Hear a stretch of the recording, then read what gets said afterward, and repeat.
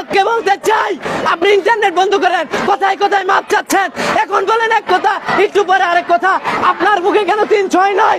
আপনি জাতির কাছে কালকে ক্ষমা চেয়েছেন, ক্ষমা চেয়ে আমাদের মন ভরে নাই। 9 দফা আন্দোলনে আপনার পদত্যাগ সহ একটা নৈরাজ্য সৃষ্টি করে আমাদেরকে মেরে ফেলুন। আমরা সবাই রাজাকার, আমরা 2024 সালের রাজাকার। আমি গর্বিত। আমি আমার শিক্ষার্থী ভাইদের জন্য আমি একটা এই দেশের উদাহরণ হয়ে রাখতে চাই। শেখ হাসিনা, আপনাকে বলতে চাই, আপনি আজকে কোথায়? আপনি কেন দেখছেন না? আজকে আমরা এখানে আসার উদ্দেশ্য, আমাদের বড় ভাইরা 9 দফা দাবি দিয়েছে।